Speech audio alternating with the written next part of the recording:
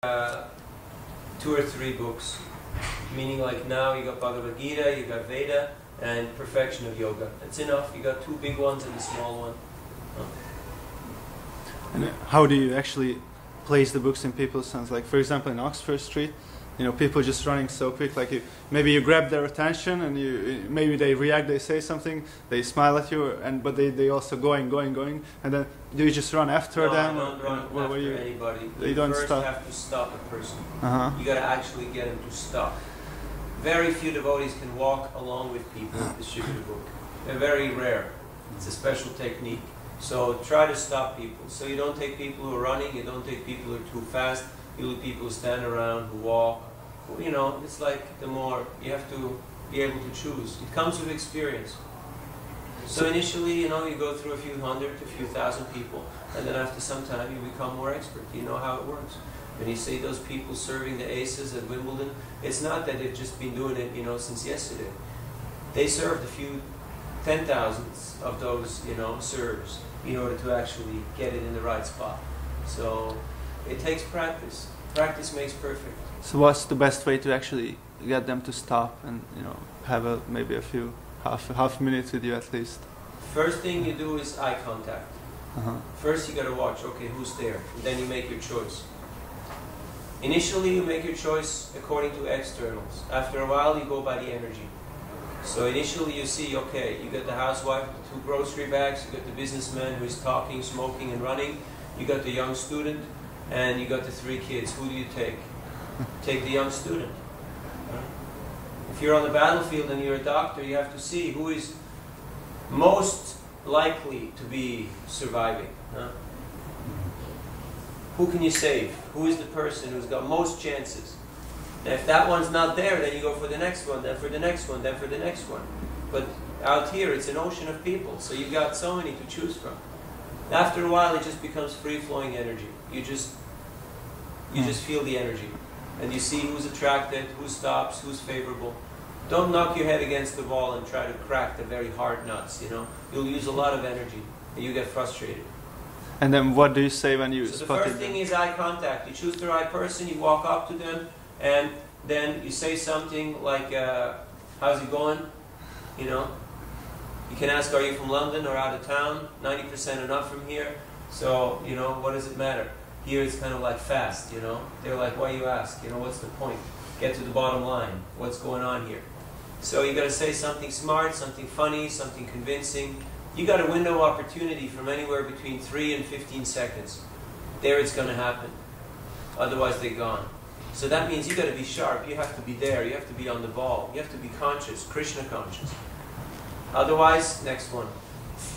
Don't run after people. Let them go. Just focus. How do you do it? Different ways. You can walk up to them, say, hi, how's it going? You can give them a strong look and a good handshake. You can do different things. All depending on who you are and who the person is and what your personality is, what's involved. You can ask them questions. It's always a good way. You get people to talk. Which questions to ask? So many things.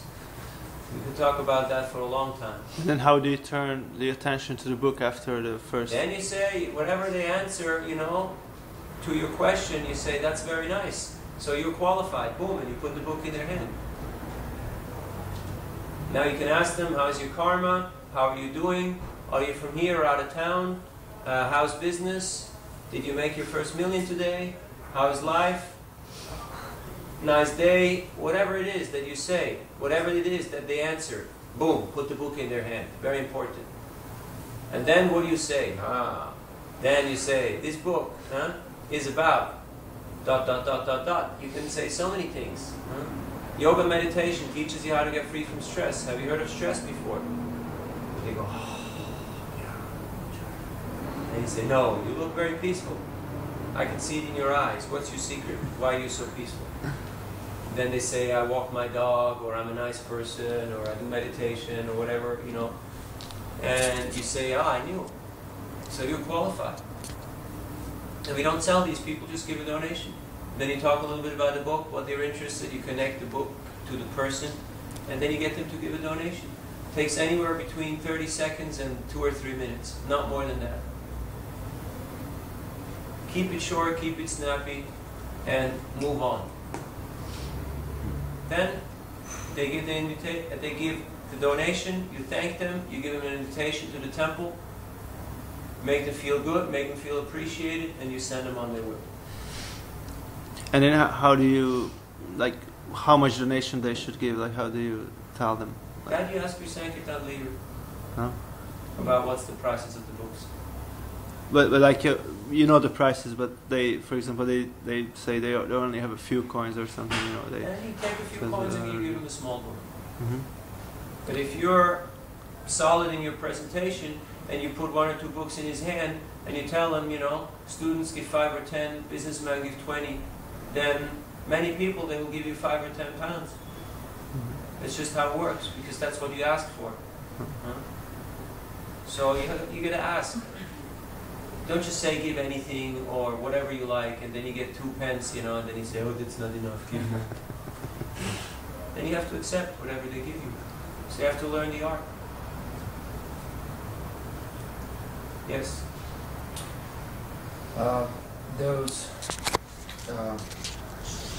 you have to learn to accept graciously whatever people give you.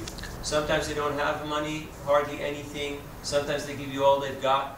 Always be gracious. Always be thankful. They've made an endeavor, so you also make an endeavor. And give them something, you know? Give them a smile. Give them a small book. Give them an invitation card. Give them prasadam. Always give everybody something. Our motto is, don't let anybody escape without getting something from you. That should be the motto. Yes? Yeah. We did announce 5 or 6 devotees who did best yesterday, like over 100 to 300 Lakshmi and many books.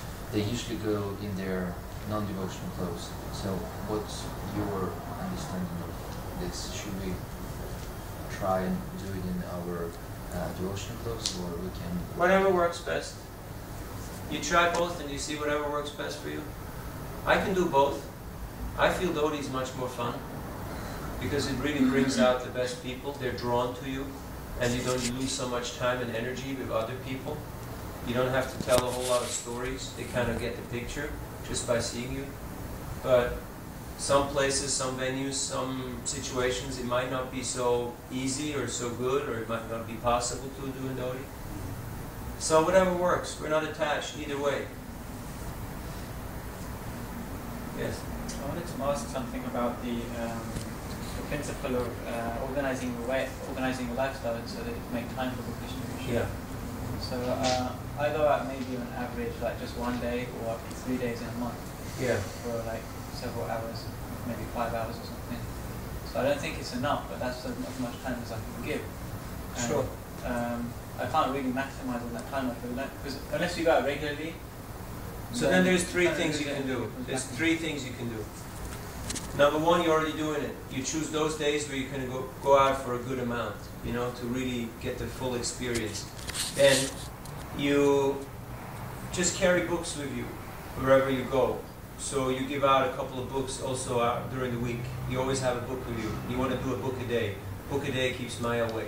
Because all day you're not looking, oh, who looks nice or who looks ugly, but you're looking who could get that book. You know, it's a different mindset. It's a different meditation. And, you know, when you have half an hour or even 5 minutes, you try to put that book in there, you know, or a couple of books in there. And you'll become more expert after a while. And number 3, you get other people to distribute books. Like, you seem to be a pretty organized person, so there's a lot of people out there who would like to do books, but they're not so organized. But if you help them to figure it out by arranging location, books, prasadam, you know, events. For a lot of people, there has to be an event.